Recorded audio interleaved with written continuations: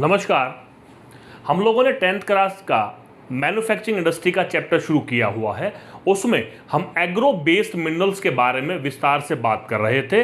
इससे पहले वाले लेक्चर में हमने कॉटन टेक्सटाइल के बारे में विस्तार से बात किया, डिटेल में बात किया। इस लेक्चर में हम जूट के बारे में, जो एक गोल्डन फाइबर के नाम से जाना जाता है, उसके बारे में बात करेंगे। देखिए, जूट टेक्सटाइल इंडिया की जो पोजीशन है प्रोडक्शन में, इंडिया का जो प्रोडक्शन में स्थान है वो सेकंड है। सबसे पहले नंबर पर सबसे ज़्यादा प्रोडक्शन बांग्लादेश में होती है।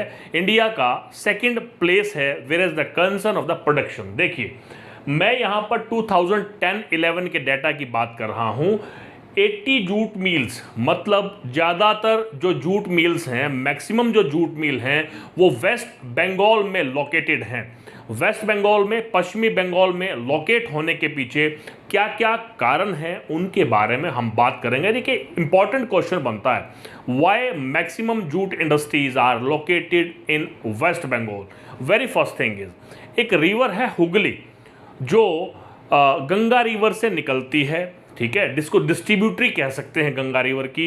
हुगली रिवर की वेस्ट बंगाल में जो प्रेजेंस है उसका काफ़ी सपोर्ट मिलता है जूट इंडस्ट्री को, क्योंकि जो इंडस्ट्री में पानी की रिक्वायरमेंट होती है, साथ में जो जूट का रॉ मटेरियल होता है उसको प्रोड्यूस करने में पानी की रिक्वायरमेंट को पूरा करती है हुगली रिवर। तो हुगली रिवर का जो प्रेजेंस है वेस्ट बंगाल में, वो एक रीज़न है कि maximum jute mills West Bengal में है। दूसरा, जूट का जो प्रोडक्शन एरिया है, सबसे ज़्यादा जूट भी वेस्ट बंगाल में ही होता है। जैसा मैंने बताया, बांग्लादेश लार्जेस्ट प्रोड्यूसर है। आप देखेंगे इंडिया में अगर पोजीशन, तो वेस्ट बंगाल और बांग्लादेश साथ साथ लगते हैं। तो वेस्ट बंगाल में प्रोडक्शन होता है रॉ जूट का सबसे ज़्यादा, इसलिए रॉ मटेरियल ईजिली अवेलेबल हो जाता है। इस वजह से maximum jute industry West Bengal में है। हुगली रिवर की वजह से जो वाटर ट्रांसपोर्टेशन है वो इनएक्सपेंसिव है, कम लागत में होता है। रॉ मटेरियल को इंडस्ट्री तक और इंडस्ट्री से तैयार माल को मार्केट तक पहुंचाने की कॉस्ट जो है वाटर ट्रांसपोर्ट के जरिए काफ़ी रिड्यूस हो जाती है। इस वजह से भी मैक्सिमम कंसंट्रेशन जूट मिल की वेस्ट बंगाल में है। उसके बाद well built road, railway and port. देखिए, ट्रांसपोर्टेशन इंडस्ट्री की डेवलपमेंट में, एस्टेब्लिशमेंट में बहुत इंपॉर्टेंट रोल प्ले करता है। वहीं से रोड और रेलवे की वजह से कच्चा माल इंडस्ट्री तक आसानी से पहुंच जाता है बिना किसी प्रॉब्लम के, और तैयार माल को मार्केट तक आराम से पहुंचाया जाता है। और दूसरा, ये सपोर्ट करती हैं पोर्ट तक जाने में, रोडवेज और रेलवेज के थ्रू। जब हमें जूट को एक्सपोर्ट करना होता है तो उसको पोर्ट तक पहुंचाने के लिए सपोर्टिंग काम करते हैं रोडवेज और रेलवेज। अब देखिए, चीप लेबर, आप देखेंगे कि जो लोकेशन है वेस्ट बंगाल की, उसके जो एडजेसेंट स्टेट हैं, यूपी, बिहार, उड़ीसा, वहाँ से लेबर की जो आपूर्ति है वो आराम से हो जाती है। और किसी भी उद्योग के लिए, किसी भी इंडस्ट्री के लिए लेबर का ईजिली अवेलेबल होना एक प्लस पॉइंट होता है। और एडजेसेंट इन स्टेट के होने से लेबर की आपूर्ति, लेबर की जो सप्लाई है वो ईजिली हो जाती है। इन कारणों की वजह से maximum jute mills West Bengal में है।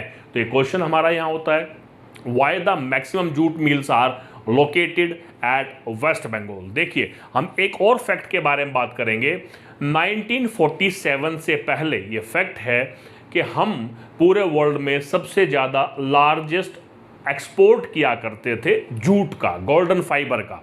लेकिन 1947 में जब इंडिया का पार्टीशन हुआ तो बांग्लादेश, जो पहले ईस्ट पाकिस्तान था और जो आज पाकिस्तान है उसको वेस्ट पाकिस्तान कहा जाता था, तो बांग्लादेश या ईस्ट पाकिस्तान हमारे देश से पार्टीशन हो गया, अलग हो गया, जिसकी वजह से वो लैंड एरिया जहां पर मैक्सिमम जूट प्रोड्यूस होता था इंडिया से अलग हो गया। इसलिए आज हम सेकेंड लार्जेस्ट प्रोड्यूसर हैं। ये एक फैक्ट है, ये आपको मालूम होना चाहिए। देखिए, ये डाटा 2010-11 का है कि कितने वर्कर्स जूट इंडस्ट्री में इन्वॉल्व हैं। 3.7 लाख तो स्टेट फॉरवर्ड जूट इंडस्ट्री में एम्प्लॉयड हैं। उसके अलावा जो 40 लाख छोटे और बड़े फार्मर्स हैं जो डायरेक्टली और इनडायरेक्टली रॉ जूट को पैदावार करने में, इंडस्ट्री को फीड करने में, रॉ मटेरियल प्रोवाइड कराने में अहम रोल प्ले करते हैं। तो इतना बड़ा जो स्ट्रक्चर है, इतने बड़े जो लेवल पर लोग हैं, पॉपुलेशन है, वो जूट इंडस्ट्री की वजह से एम्प्लॉयड हैं। फिर आता है चैलेंजेस कि जूट इंडस्ट्री इंडिया में किन किन तरह के चैलेंजेस को फेस करती है। एक तो चैलेंज हो गया कि जो आर्टिफिशियल क्लॉथ होता है, आप लोगों ने रेयन का और नायलॉन का नाम सुना होगा। रेयन जो लकड़ी की लुग्गी से बनाया जाता है, उसके ऊपर को उठा करके प्रोसेसाइज करके केमिकल मिला करके एक कपड़े को तैयार किया जाता है, जिसको आर्टिफिशियल सिल्क भी कहते हैं, रेयन। इसी तरह से नायलॉन को भी कृत्रिम ढंग से कपड़े में कन्वर्ट किया जाता है। तो वो सिंथेटिक फाइबर मार्केट में आता है जो जूट को स्ट्रेट फॉरवर्ड कंपटीशन देता है और सस्ता भी होता है। हालांकि अगर नेचुरल फाइबर की बात करें तो वो कंपैरेटिवली ज़्यादा बेटर होता है, लेकिन फिर भी कंपटीशन तो मिलता है। उसी तरह से जो और देश हैं जिनमें हमारे नाम हैं, बांग्लादेश है, ब्राज़ील है, फिलीपींस हैं, इन लोगों से भी हमें इंटरनेशनल लेवल पर कंपटीशन मिलता है। इसके अलावा एक और जानकारी मैं आप लोगों को दूंगा कि इंटरनल डिमांड हमारे देश में इंक्रीज हो रही है, क्योंकि गवर्नमेंट ने एक पॉलिसी बनाई कि हम लोग प्लास्टिक के बैग्स का इस्तेमाल नहीं करेंगे और जूट बैग को मैंडेटरी कर दिया बहुत सारी पैकिंग में। तो हालांकि पूरी तरह से प्लास्टिक बैग्स को बंद नहीं किया जा सका है, लेकिन बहुत सारी ऐसी जगह हैं या बहुत सारे ऐसे प्लेसेस हैं जहां पर जूट बैग का इस्तेमाल होता है लार्ज स्केल पर। तो जो गवर्नमेंट ने पॉलिसी बनाई mandatory utilization of jute bags, उसकी वजह से हमारी इंटरनल डिमांड बढ़ी, जिसकी वजह से फैक्ट्रीज जो हैं जूट की वो बढ़ती जा रही हैं, प्रोडक्शन हमारा इंक्रीज हो रहा है और हमें अपने ही देश में एक बहुत बड़ी मार्केट मिल रही है। एक पॉलिसी है 2005 में नेशनल जूट पॉलिसी बनाई गई थी। उसका मेन उद्देश्य था, देखिए जूट पॉलिसी क्वेश्चन आ सकता है, 2005 जूट पॉलिसी वॉज इंट्रोड्यूस्ड। उसमें जो ऑब्जेक्टिव रखे गए, एक तो प्रोडक्शन को इंक्रीज करना है कि कौन कौन से ऐसे इनपुट्स का इस्तेमाल किया जाए जिसकी वजह से अवेलेबल लैंड से ही ज़्यादा से ज़्यादा प्रोडक्शन ली जाए। दूसरा, किस प्रकार से जो जूट है उसकी क्वालिटी को इंक्रीज किया जाए, इम्प्रूव किया जाए, ताकि हम इंटरनेशनल लेवल पर उससे फाइट कर सकें। और दूसरा, जो किसान उसमें डायरेक्टली और इनडायरेक्टली इन्वॉल्व हैं, उनको उनके प्रोडक्शन का ज़्यादा से ज़्यादा प्राइस मिले ताकि वो मोटिवेट हों और ज़्यादा से ज़्यादा प्रोड्यूस करें। ये नेशनल जूट पॉलिसी के ऑब्जेक्टिव हैं।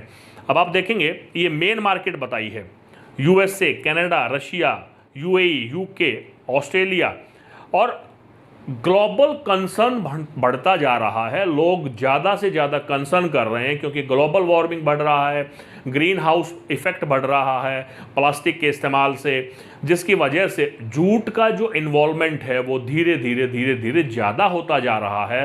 क्योंकि सबको पता है कि जो डीकम्पोज प्लास्टिक नहीं होता है, इसलिए हमें भी ज़्यादा से ज़्यादा जूट बैग का इस्तेमाल करना चाहिए। एक और बात मैं आपको बता दूं, जूट जो टेक्सटाइल है वो वेस्ट बंगाल में क्यों है, एक पॉइंट रह गया था। जो कोलकाता है वो अर्बन एरिया है, कोलकाता इज़ अर्बन एरिया, और जो अर्बन एरिया होता है वहाँ पर बहुत सारी फैसिलिटीज़ होती हैं, जैसे ट्रांसपोर्टेशन की फैसिलिटी है, मार्केट है, पोर्ट है, या जो वाटर ट्रांसपोर्टेशन है वो इजीली अवेलेबल है, बैंकिंग सिस्टम वेल एस्टेब्लिश्ड है, इंश्योरेंस सेक्टर वेल बिल्ट है। ये सारी चीज़ें हैं जिसकी वजह से एक और फैक्टर मैंने बताया कि जो जूट मिल्स हैं मैक्सिमम कंसंट्रेटेड हैं वेस्ट बंगाल में। तो ये थी एग्रो बेस्ड इंडस्ट्री का सेकंड पार्ट, जूट। इसके आगे हम लोग ओके, थर्ड जो एग्रो बेस्ड इंडस्ट्री है इंपॉर्टेंट हमारे देश की,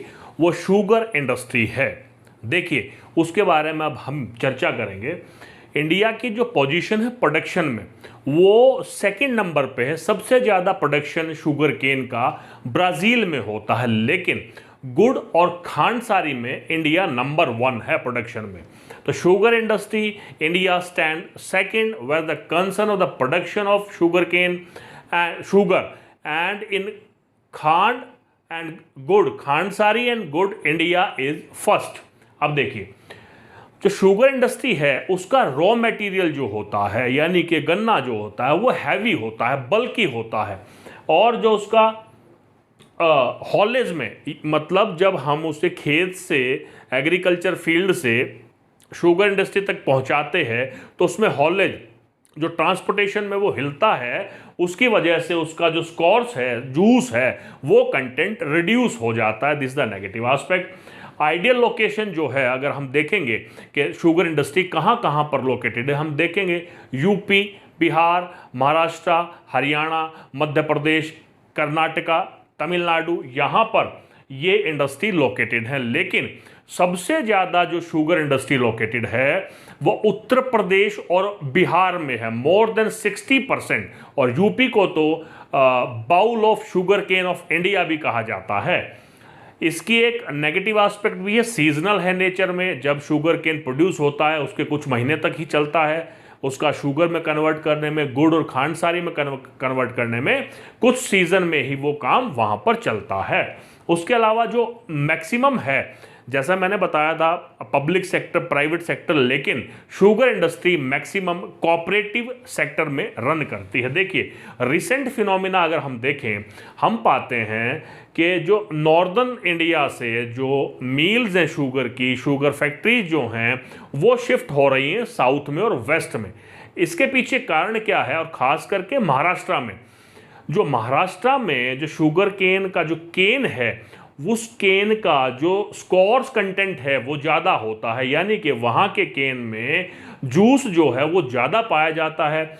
दूसरा कारण है कि वहाँ पर कूलर क्लाइमेट है, जिसकी वजह से जो क्रशिंग सीजन है, शुगर केन से शुगर बनाने का और गुड़ और खांडसारी बनाने का जो टाइम पीरियड है वो कंपैरेटिवली ज़्यादा मिल जाता है। क्योंकि महाराष्ट्र जो है वो लोकेटेड है सी के नियर बाय, मॉडरेट टेम्परेचर होता है, क्लाइमेटिक कंडीशन फेवरेबल हैं, इसलिए शिफ्ट देखा जा रहा है। ये मैंने बताया कारण। और कोऑपरेटिव में है। हाँ, चैलेंजेस हम लोग क्या फेस कर रहे हैं? एक तो चैलेंज मैंने अभी डिस्कस किया, सीजनल इन नेचर। तो जो लोग वहाँ पर एम्प्लॉयड होते हैं वो कुछ सीजन के लिए ही, कुछ टाइम पीरियड के लिए एम्प्लॉयड होते हैं, बाकी वो अनएम्प्लॉयड रहते हैं।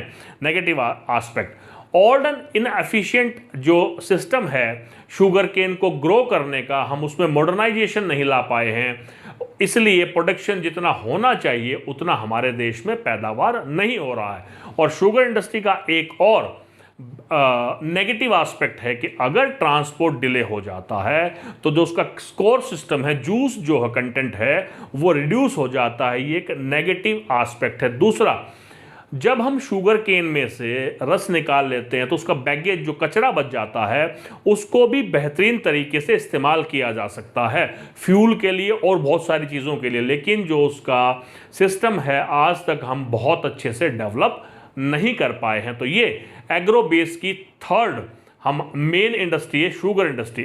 इसके बाद हम मिनरल बेस इंडस्ट्री करेंगे जिसमें आयरन एंड स्टील इंडस्ट्री है, जिसको बेसिक और की इंडस्ट्री कहा जाता है। तो तब तक के लिए नमस्कार, जय हिंद, जय भारत।